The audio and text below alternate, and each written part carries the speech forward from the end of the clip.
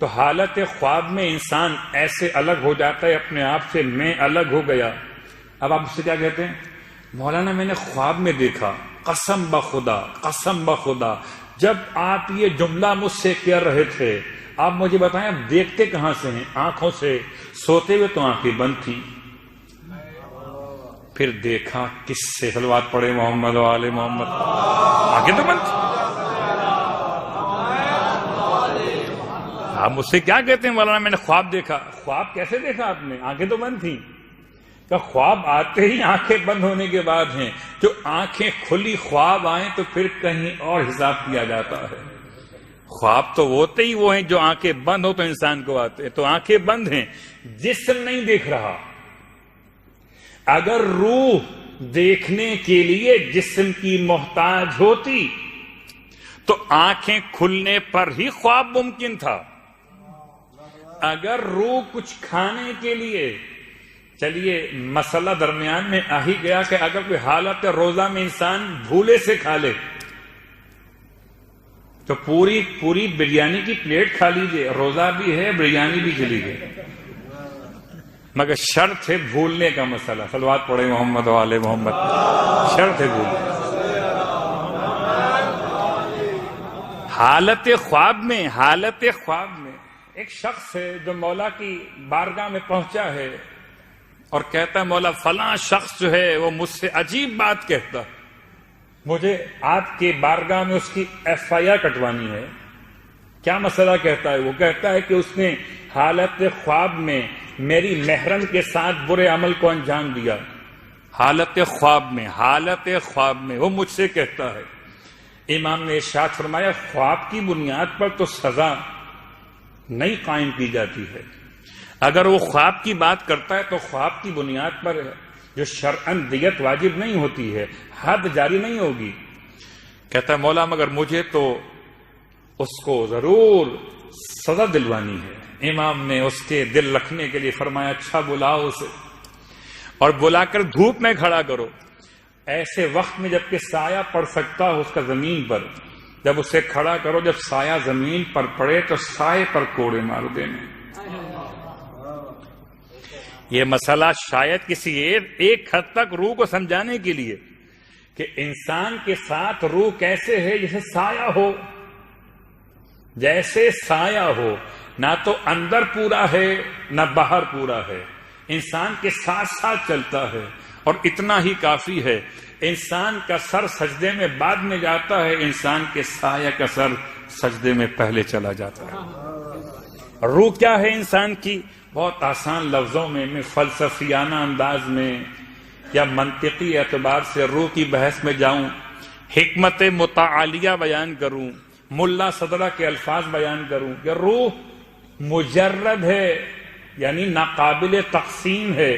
جسم قابل تقسیم ہے، آنکھیں الگ، کان الگ، زبان الگ، ہاتھ الگ، مگر روح قابل تقسیم نہیں ہے، مجرد ہے.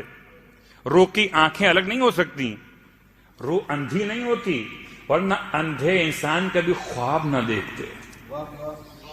خواب دیکھنے کے لیے بینا ہونا شرط نہیں ہے کہ انسان کی بینائی سلامت ہو وہی خواب دیکھتا نہیں.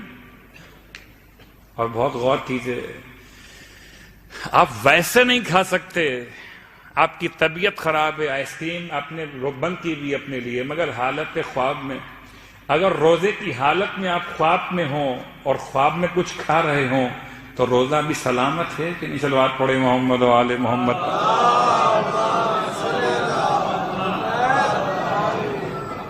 تو روح کے دو معنی استعمال ہوئے، ایک فرشتہ خاص یا جبرائیل امین، ایک روح امر پروردگار.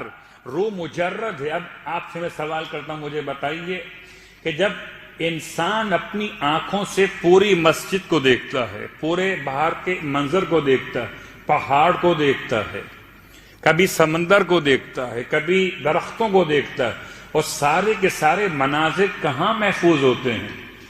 کیا اس کی ڈسک اتنی بڑی ہے انسان کے دماغ کی کہ وہاں محفوظ ہو جائیں؟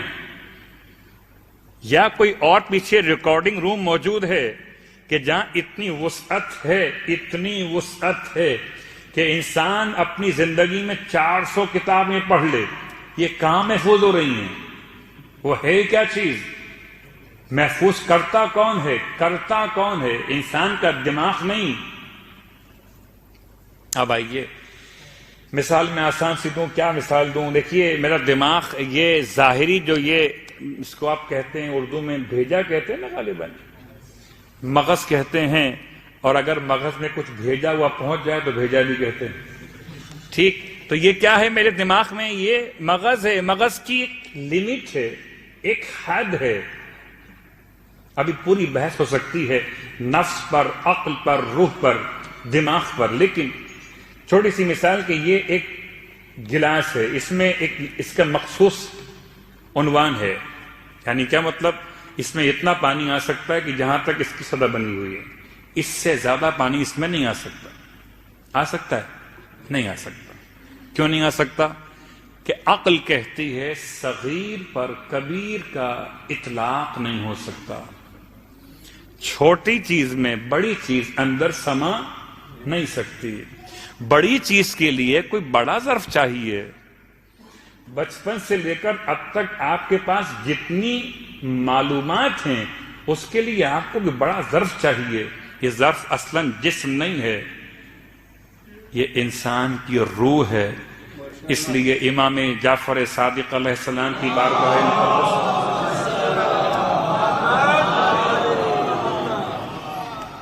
امام ارشاد فرماتے ہیں، جب پوچھا کہ مولا سے، بہت مشہور روایت آپ نے ہزارہا مرتبہ سنی ہے، پوچھا کہ مولا سے، مولا بتائیے کہ کیا خدا اس بات پر قادر ہے کہ پوری کائنات کو کسی انڈے کے حجم کے برابر وجود میں سمو دے، مگر ایسے کہ نہ تو کائنات کا حجم چھوٹا ہو نہ انڈے کا ظرف بڑا ہو؟ امام فرماتے ہیں انڈا تو بہت بڑا ہے، خدا اس بات پر قادر ہے، خدا اس بات پر قادر ہے۔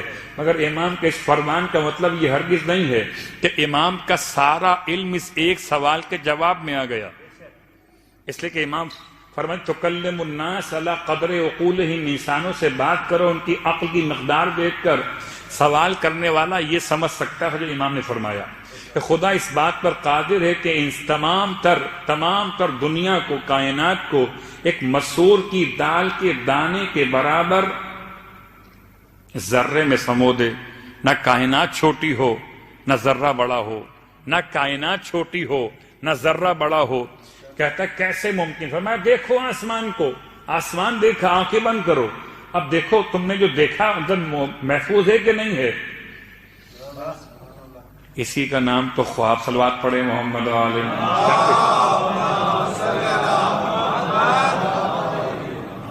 آنکھیں بند کر کے سمجھو کہ جو دیکھا اندر محفوظ ہے کہ نہیں ہے۔ تو اصلاً انسان کی ساری معلومات کا خزینہ انسان کی روح ہے۔ اس لیے جب انسان سو جائے تو پھر وہ عالم نہیں رہتا، سو گیا، اس سے مسئلہ پوچھئے تو سو رہا ہے، جب تک اٹھے گا نہیں، بتائے گا نہیں۔ بھئی کیا مطلب؟ دماغ ساتھ میں ہے، دماغ ساتھ میں ہے، آنکھیں ساتھ میں ہیں، زبان ساتھ میں، مگر سو رہا ہے۔ سونے کا مطلب روح اس سے الگ ہے۔ جب روح الگ ہے، جب تک روح واپس نہیں آئے گی بتائے گا نہیں۔ بتائے گا کب؟ جب کہ روح واپس آئے گی۔ اس کا مطلب ہے کہ معلومات اصل کہاں موجود ہیں، محفوظ کہاں پر ہیں؟ روح کے پاس۔ اب ہم وہاں تک پہنچ گئے جہاں تک انسان کو تلاش کرتے کرتے ہمیں آنا تھا، اور ابھی اس منزل پر کہ روح اتنی عمدہ اور حسین ہے کہ ان الابرار یشربون، اسی روح کی کیفیت میں آل محمد کی تعریف بیان کی جا رہی ہے۔ انسان کی دو قسمیں، ایک انسان شاکر، ایک انسان کافر۔ انسان شاکر کون؟ انسان کافر کون؟ کافر کو پہلے بیان کیا، انا اعتدنا للکافرین سلاسل واغلالا وسعیرا، 3 عذاب کافر کے لیے اور باقی تمام نعمتیں مومن کے لیے۔ یہ اتفاق ہے کہ مومن کے لیے جب استعمال کیا تو ان الابرار یشربون من کاس کان مزاجها کافورا، اور اتفاق ہے کہ آیت نمبر 5 سے پنجتن کی سنا کا آغاز ہو رہا ہے۔ ان الابرار، اللہ اکبر، رسالت یا رسول اللہ، نعرہ حیدری، آواز بلند صلوات،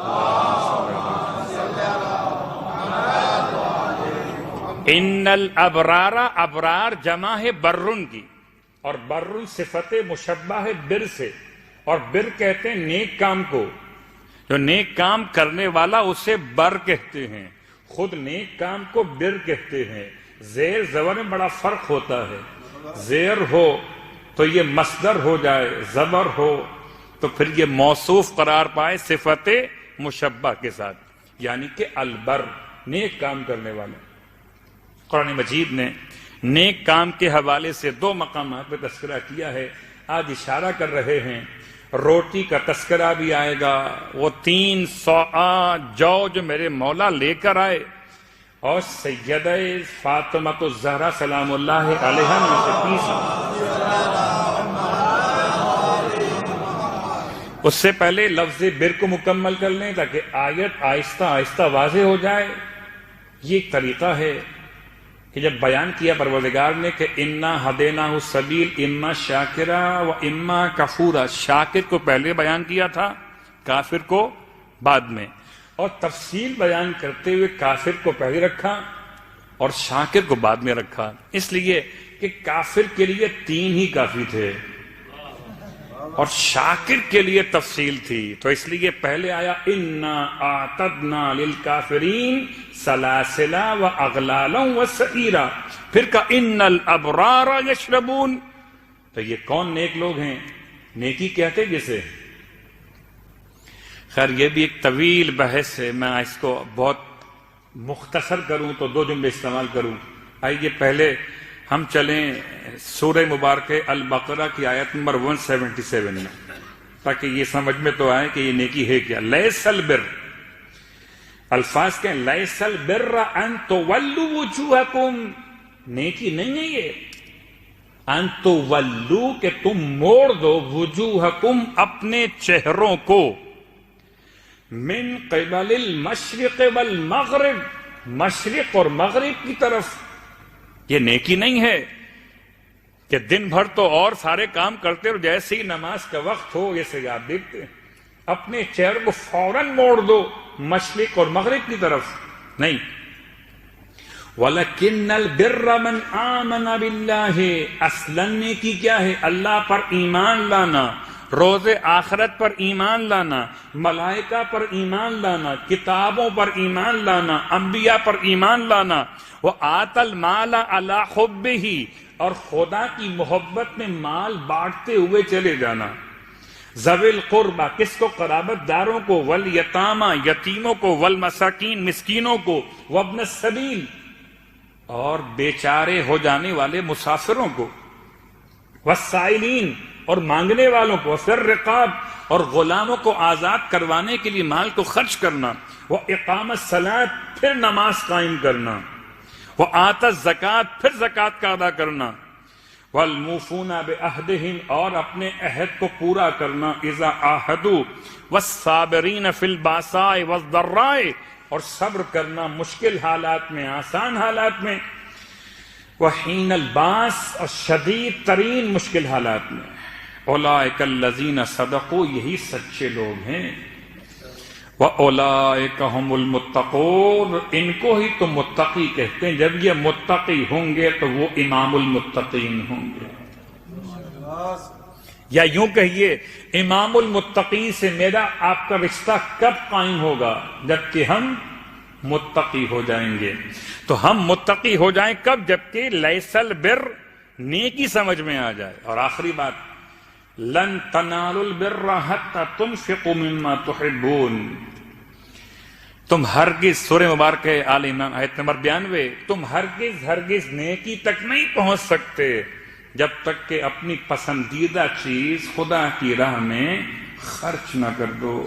میں تو خدا کو وہ دیتا ہوں جو میرے کام کا نہ ہو، صلوات پڑھے محمد وآل محمد، بچ گیا۔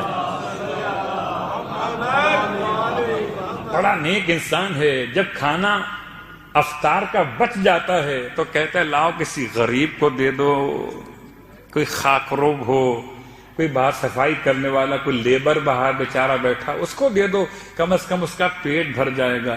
کوئی آپ ڈسٹ بن بھرتے، آپ نے پیٹ بھر دیا تو آپ کے نزدیک دونوں برابر ہو گئے۔ کھانا ضائع ہوتا، آپ نے پیٹ میں ڈال دیا۔ کیا کبھی اگر کوئی آپ کے ساتھ یہ جملہ استعمال کرے تو کیا آپ کو برداشت ہوگا؟ یہ نیکی ہے کوئی؟ یہ نیکی نہیں ہے، یہ دل کے بہلانے کو غالب یہ خیال اچھا ہے اور کچھ بھی نہیں۔ یہ نیکی نہیں ہے۔ نیکی کیا؟ لن تنالوا البر حتى تنفقوا مما تحبون، جو تم پسند کرتے ہو۔ آپ کس سے روزہ کھولتے ہیں؟ کہ میں تو روح افزا کے شربت سے کھولتا ہوں، پلائیے اسے۔ آپ کیا کھانا پسند کرتے ہیں؟ کہ مجھے تو پیزا بہت پسند ہے، مثلا کھلائیے اسے۔ یہ کیا بات ہوئی کہ جو خود نہ کھا سکے، جو گھر والے نہ کھا سکے، زیادہ ہو گیا تو لاؤ اسے اللہ کے نام پر دے دے۔ اللہ سے تازہ مانگ رہے ہو، اللہ کے نام پر بچا ہوا دے رہے ہو۔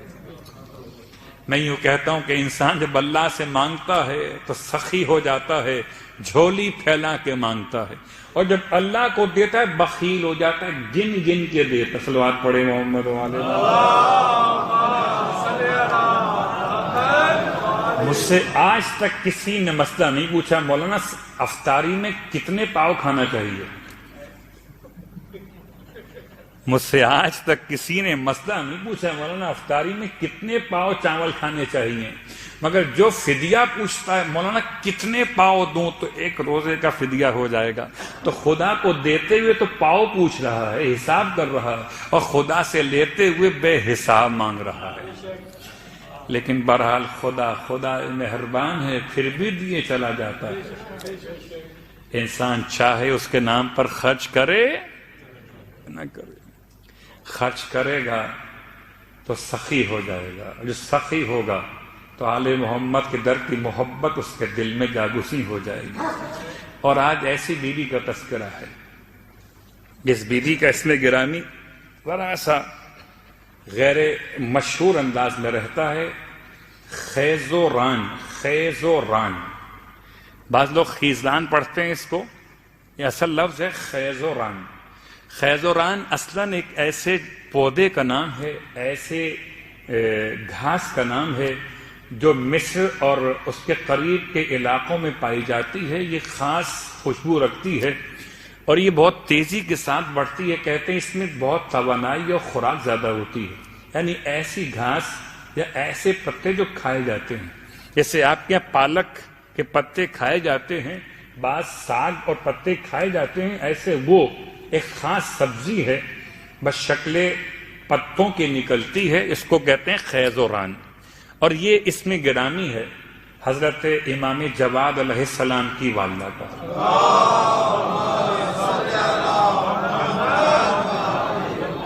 آپ کے القابات اس کے علاوہ بھی ہیں، اور اللہ کے رسول نے عجیب انداز میں یاد کیا اس معظمہ کو، فرماتے ہیں بے ابی ابن خیرت الاماء النوبیہ، میرے باپ قربان، بے ابی میرے بابا قربان، اس پر اس پر ابنو جو کہ بیٹا ہے، کس کا؟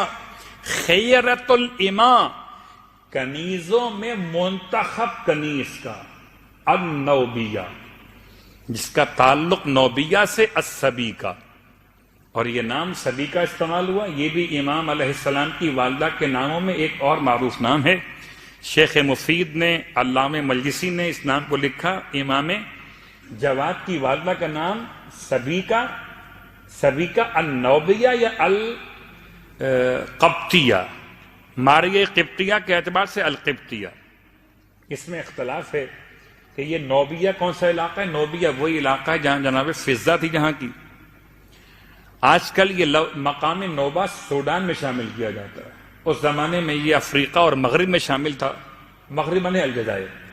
تو اس اعتبار سے نوبہ فضہ کا علاقہ یا قبطیہ حضرت ماریہ قبطیہ کا علاقہ، وہاں سے ان کا تعلق ہے۔ جن کا جناب سبیکہ خاتون تھا، سبیکہ خاتون کا نام ہے خیز و ران۔ ترجمہ آپ نے سن لیا، سبیکہ کا ترجمہ کیا ہے وہ بھی آپ نے کل سن لیا۔ جہاں بہت نچوڑا جائے کہ باقی چیزیں الگ ہو جائیں، خالص رہ جائے، اسے سبیکہ کہتے ہیں۔ جہاں خالص کو الگ کر لیا جائے غیر خالص سے، اس کو سبیکہ کہتے ہیں۔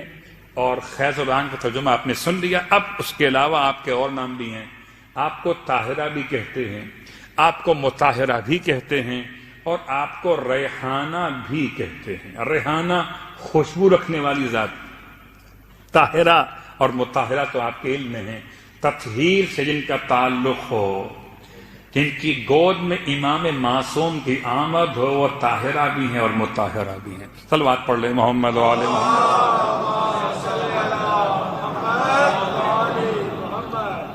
اور یہ اب تک جو آپ نے ائمہ کی امہات کے بارے میں تعریف سنی، آپ نے یہ اندازہ کیا کہ ائمہ کی والدہ نے بعد میں آنے والے امام کے لیے شریک حیات کا انتخاب کیا۔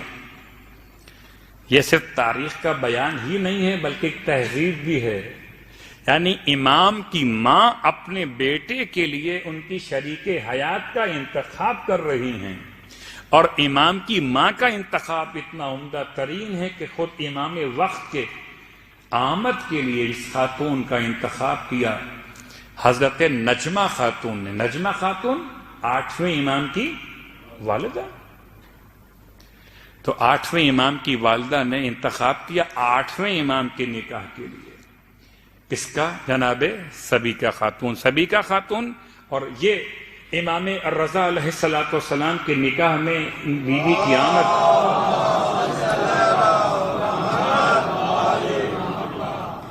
اور خدا نے اس طرح سے حسن و جمال کے ساتھ زہد و تقوی بھی عطا فرمایا کہ جس کی تعریف سرکار ختمیہ مرتبت نے کی ہو۔ یعنی اللہ کے رسول نے اپنے ہین حیات میں جناب سبیکہ خاتون کی تعریف بیان کی۔ میرے باپ قربان ہو جائیں اس فرزند پر جو بیٹا ہوگا اس منتخب شدہ کنیز کا، جس کا نام سبیکہ اور علاقہ نوبیہ، کہ وہ اسمی کہ اس کا نام میرے نام پر رکھا جائے گا۔ 8ویں امام کا نکاح جب منعقد ہوا تو جس طرح اور نکاح منعقد ہوئے، آپ جانتے ہیں کہ پروردگار نے کچھ ایسے حالات و واقعات بھی مشاہدے کے لیے ہمارے لیے رکھ دیے کہ نکاح تو اور بھی ہوئے، سرکاری بیٹیاں بھی امام کے نکاحوں میں آئی ہیں، مگر کسی سرکاری بیٹی کو خدا نے صاحب اولاد نہیں کیا۔ تم بیٹی دے سکتے ہو امام کے لیے، مگر بیٹی سے خدا امام وقت کی آمد کو ممکن بنا، یہ خدا کے ہاتھ میں ہے، کس کے ذریعے سے؟ ورنہ ام حبیبہ، ام فضل، یہ کس کی بیٹیاں ہیں؟ بادشاہ وقت کی بیٹیاں ہیں۔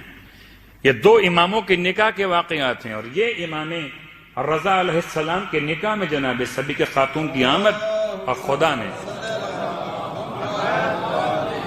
خدا نے آپ کو صاحب اولاد کیا۔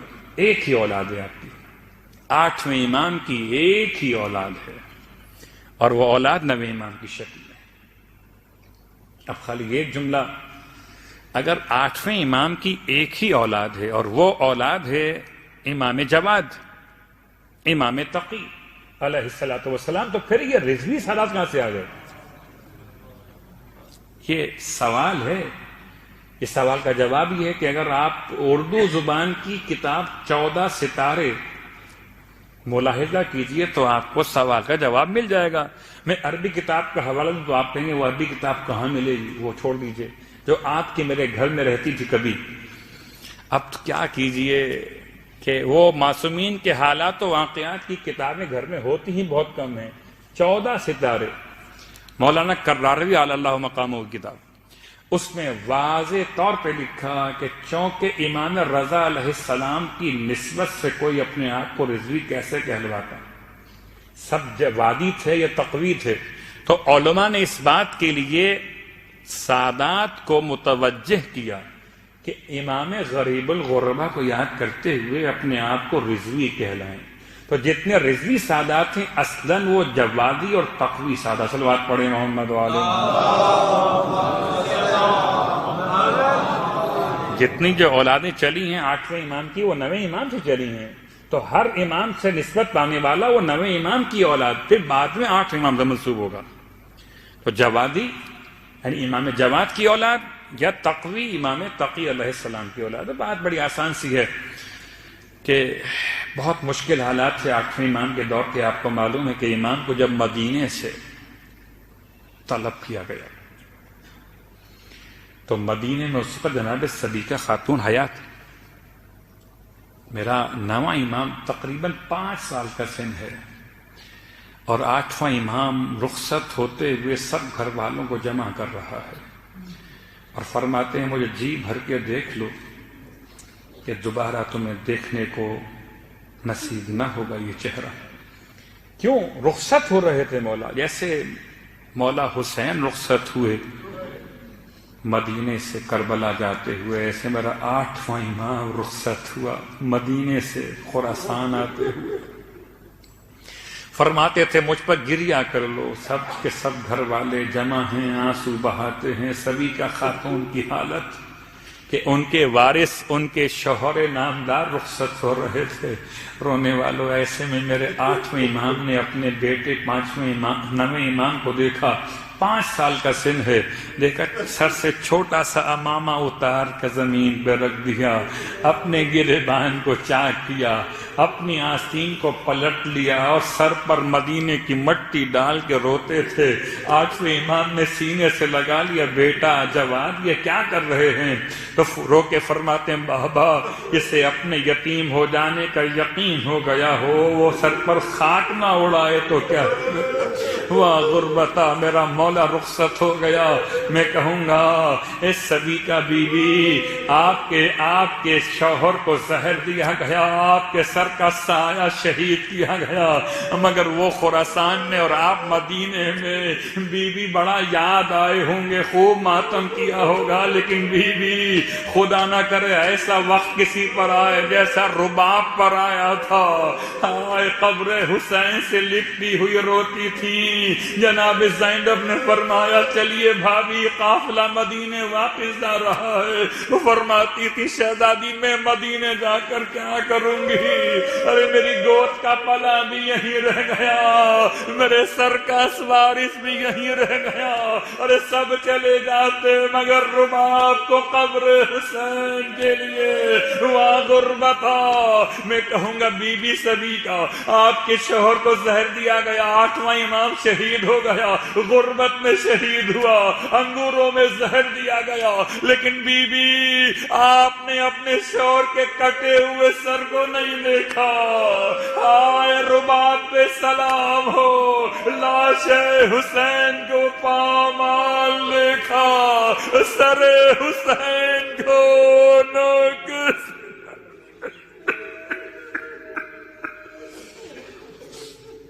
اللہ ولعنۃ اللہ علی القوم الظالمین وسیعلم الذین ظلموا ای منقلب ینقلبون. بار اللہ واسطہ محمد و آل محمد کا ہماری اس عبادت کو اپنی بارگاہ میں قبول و مقبول فرما.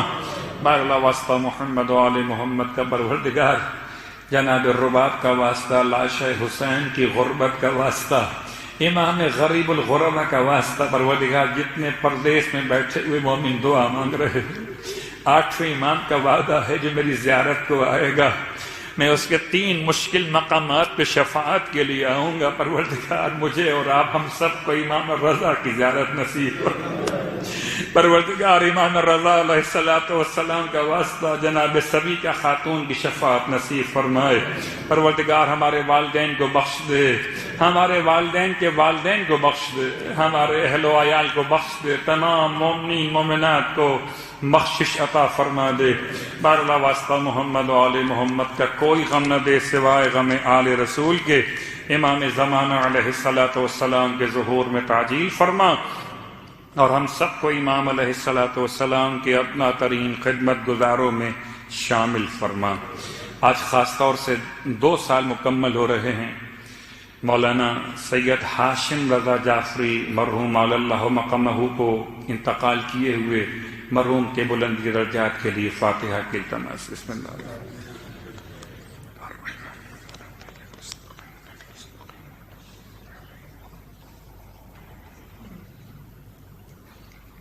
سورہ فاتحہ کے اور التماس.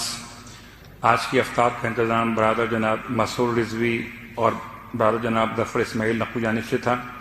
ان کے مرحومین سید محمد حسن اور سیدہ صفیہ خاتون، سیدہ کنیز زینب، سیدہ عزیز زینب اور سید جاوید حسن، سید اندلیب زہرا، سید ناصر حسین نقوی، سیدہ شہبانو رضوی، سیدہ زینت فاطمہ اور سید رضا محمد، اور خاندان کے تمام مرحومین کے لیے، حاضرین، ناظرین، سامعین کے تمام مرحومین کے لیے، تمام شہداء ملت کے لیے، تمام علماء اعلام، مراجع عظام المرحومین کو یاد فرماتے ہوئے رحم اللہ من قرأ الفاتحہ۔ بسم اللہ الحمد للہ رب العالمین ایاک نعبد انعمت علیہم غیر المغضوب علیہم ربنا تقبل منا انك انت السميع العليم بجاه محمد وآلہ المعصومین برحمتک یا ارحم